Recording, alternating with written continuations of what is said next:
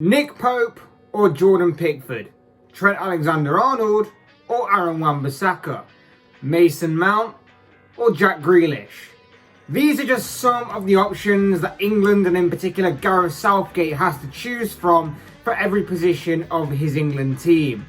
Hey guys, Fletch here, bringing another Fletch Talks video. Welcome back to the channel, welcome back to another Fletch Talks video. You know the drill by now. This is where I bring a trending topic or a topic of interest within the world of football, bring it here, bring it to the forefront where we talk about it, we discuss it, and maybe even debate a little about it. And this video is going to center around the selection headache that is England's first choice 11. Before we go on with the video though, a quick reminder to please like the video and also subscribe if you're new. Both things will always and forever be greatly appreciated. But for now, let's get back to this video talking about England, Gareth Southgate, and the selection choices that he faces going forward. This week, the World Cup qualifiers begin, and whilst the majority of the focus will be on securing those results in order to build towards the road to Qatar for next year's World Cup, Southgate may have one eye on the upcoming European Championships, where of course he will be choosing his team for that in the coming weeks and months. And trying to find the perfect starting 11 for him to try and compete in that competition and succeed, it's going to be difficult because there are a lot of options that are available to him, but only 11 places to fill them. I've joked in this video, in a previous video, about how I believe that because during this international break, if Southgate had his complete way, he would go with a starting lineup that would feature Jordan Pickford, 8 right backs, Mason Mount, and Harry Kane. And he'd leave it at that, and he'd be quite happy with that as a starting 11. As we've seen, Southgate has received quite a bit of criticism over them kind of choices, over the amount of like defensive midfielders he plays, the right backs that he seems to play in every other position, and so on and so forth. Some of his team selections have caused quite a controversial moment on his England reign, seemingly favouring more players than others, as well as favouring a more defensive approach, as well as playing 5 at the back, which is hit and miss depending on where you sit on the formation point of view. But with England's squad building and developing and having plenty of options in some interesting and key areas, I've decided to throw this video together and try and put my point of view across, trying to put my opinion forward on how I believe England should be setting up for the future, for the World Cup qualifiers, for the European Championships to come. And, you know, I'm going to start off by saying that formation-wise, I'm going to go with a 4-2-3-1. It can morph and it can shift into a 4-3-3, as most 4-2-3-1s do, but I think 4-2-3-1 is the main formation that I would go with for this England team, and not this 5 at the back thing that Southgate insists upon playing. And we will begin with the goalkeeping situation. Now, Gareth Southgate on the goalkeeping front seems to prefer Jordan Pickford over the likes of Nick Pope and Dean Henderson. Pickford, though, for me, makes too many mistakes, and I can't question his passion or his commitment, but is he entirely good enough for England? Is he entirely good enough for Everton? But that might be a different matter for another day. I don't think so. His distribution may be better than the likes of Henderson and Pope, but keeping the ball at the back of the net isn't entirely filling me with enough confidence to suggest that he should be England's number 1. For me, it's between Pope and Henderson as to who gets that number 1 spot. And right now, Henderson isn't a regular starter for United enough. The exception of the past month aside, in De Gea's absence, of course. Before that, De Gea was starting. But for me, Nick Pope has been strong for the past few years with Burnley. And that's why he would be my choice between the sticks for England. Been very consistent, very strong, and that's why he should be England's number 1 in my opinion. Right back is just full of options. Trent Alexander-Arnold, Aaron Wan-Bissaka, Reece James, Kyle Walker, and Kieran Trippier have all been involved in one way or another at some point or another under Gareth Southgate's reign as England manager, and he's been known to even play more than one at a time in various games. I believe he did play Kieran Trippier at left back at one point, and I think Kyle Walker's been used a few times as a right-sided centre back when playing in a back three or a back five, however you wish to see that. However, I personally think that Trent Alexander-Arnold should be at the top of that list and be England's starting right back. Yes, Trent's performances this season haven't been to a high standard as what we've seen from him in previous years, and that said, and then with that said, to be why Southgate has left him out of this current England squad. Although, why Eric Dyer is still in there, I have no idea. But I personally think he's constantly improving defensively. I think that when you look at Liverpool's performances this season, the problems that they faced, you've had to have seen that Trent's had to adapt his game somewhat to accommodate for those issues. And I think that that's why we haven't seen the best of Trent this season. But I still think he's England's best right back. And I think that if you play a back five, maybe to compensate for Trent's lack of defensive awareness right now. Remember, he's still only 21, 22, something like that. I wouldn't be completely against Kyle Walker being that right-sided centre-back if Southgate does insist on playing a back five, of course. I also think that maybe depending on the opposition, you could also give Wan-Bissaka the nod over Trent if you're facing a team that's better than England with a much more dangerous left flank, shall we say, on the opposition team. But for me, overall, Trent should be the starting right back, and that's my case for him. I think I mentioned before about centre-back, but to me it's kind of hit and miss. It's kind of good and bad, up and down.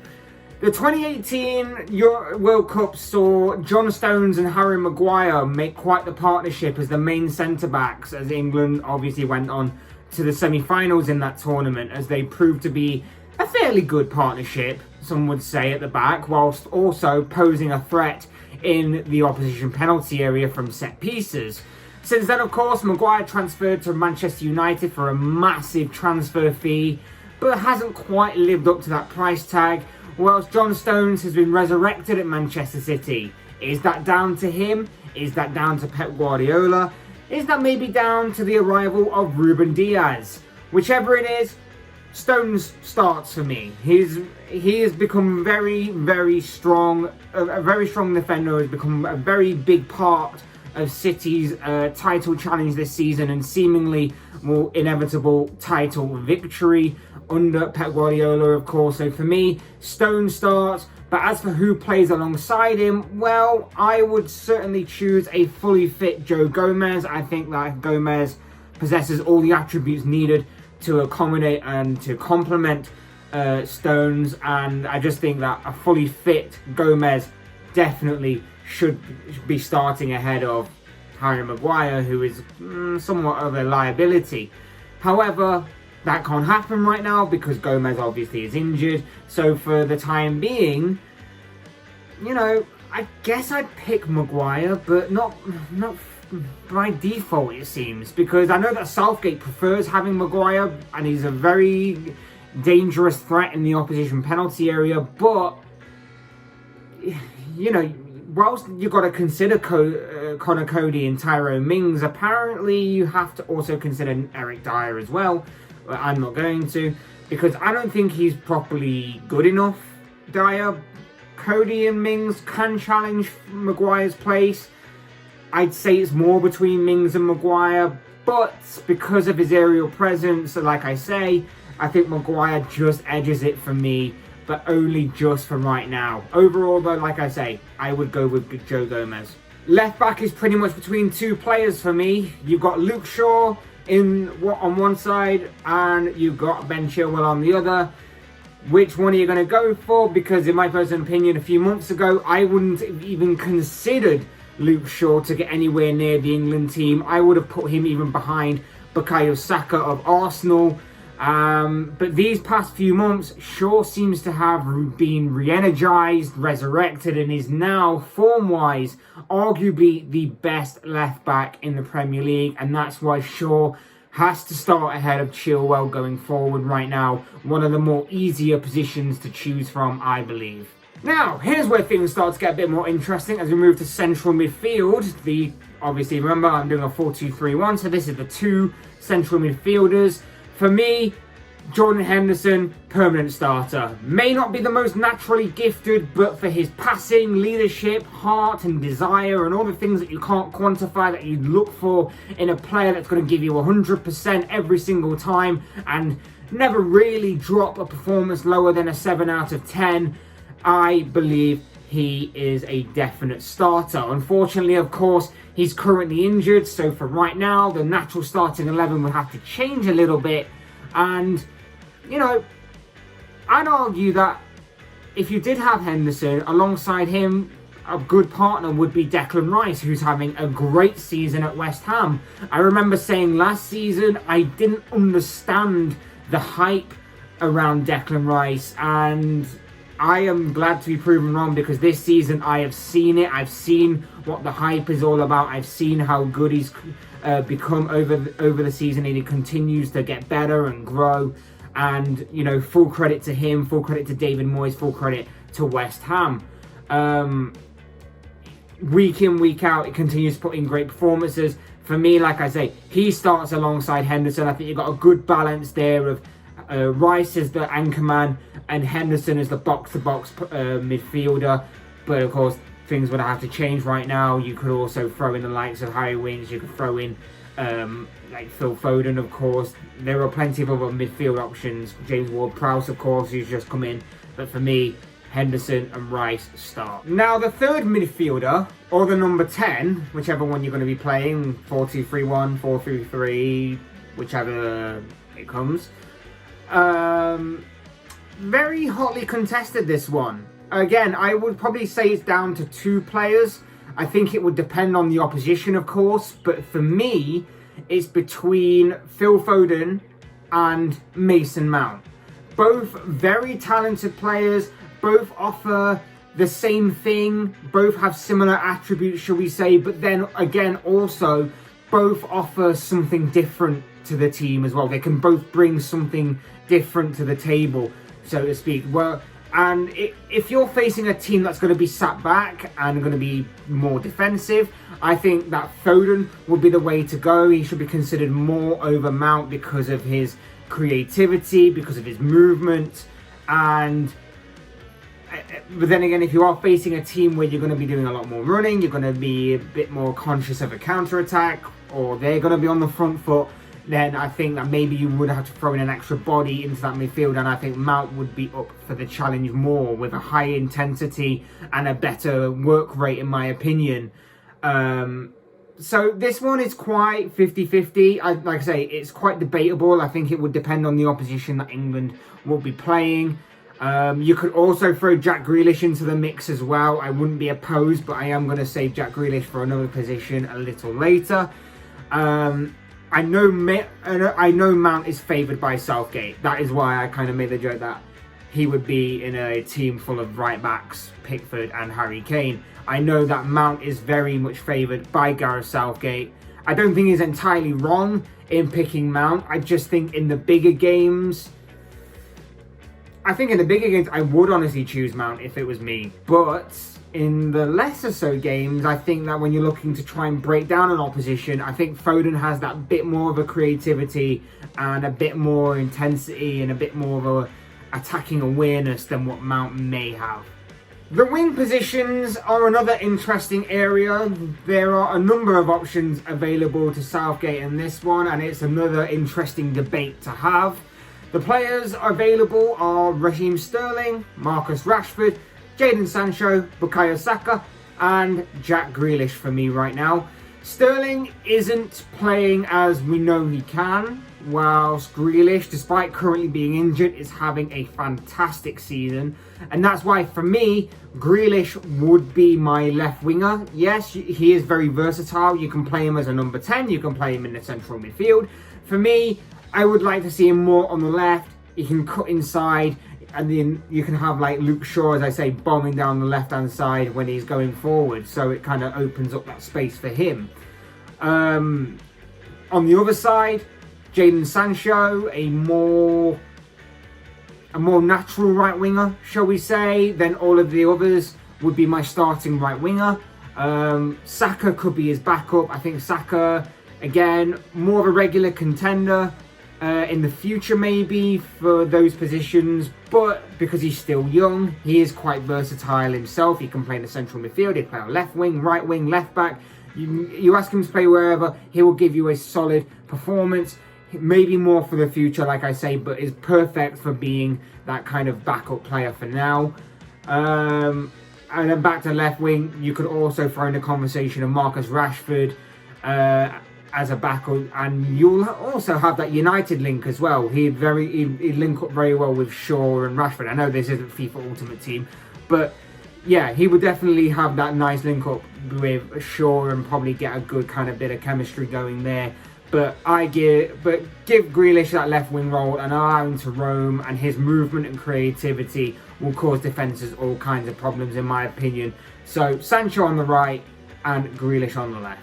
And finally, up front, look, we know Harry Kane is going to be the main striker, and he will also be my first choice as well. I don't think there's any doubt about that, given how good his finishing is and how well he's adapted his game under Jose Mourinho at Spurs to be more of a playmaker and to add another layer to his game. And that can be effective for England too going forward, and maybe he will carry that on into his England career.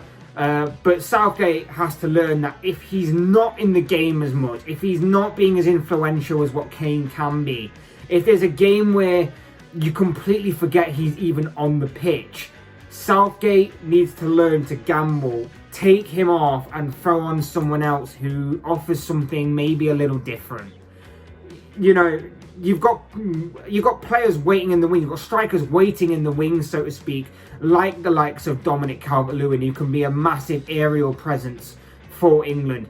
Danny Ings, who offers a bit of pace and energy and pressing into that front line. Ollie Watkins, who's been great, who's looked great since making that jump up from the Championship to the Premier League. And you can also throw in Marcus Rashford, who we know can pop up with a very important goal every now and again. You know, all of these different players offer something different, and I just think that if Kane isn't firing all cylinders for whatever reason, or isn't as influential in games for whatever reason, those players waiting in the wings, waiting for their big opportunity to pounce, will offer something different. And I think that that's what needs to be considered for if something like this was to happen. So just to run through it, my starting 11 would be Nick Pope in goal, Trent Alexander-Arnold at right back, Joe Gomez and John Stones at centre-back, but of course with Gomez's injury, I'd go with Maguire for only just right now. Left-back, Luke Shaw. Central midfield, Henderson and Rice. Obviously, Henderson's injured right now, so you could fill that gap with like a Mason Mount, for example, and see if you can have like a midfield pivot in that respect. Right wing, Jadon Sancho. Left wing, Jack Grealish. The number 10 role goes to Phil Foden for me, and the striker is Harry Kane. But of course, these are just the thoughts and opinions of this guy. I want to know what you guys think. What do you make of the squad's choices that Gareth Southgate faces going forward? What do you make of the England squad as a whole? Who would you choose to be in your England starting 11? Let me know in the comment section below. I'm sure all your comments, thoughts and opinions will all make for interesting reading. Otherwise, hit that like button on the way if you enjoyed the video. Subscribe if you're new or want to see more content like this. Both things will always and forever be greatly appreciated. And as always, thank you all so much for watching and listening. I've been Fletch. This has been another Fletch Talks video, and I will soon speak with you all again soon in another video.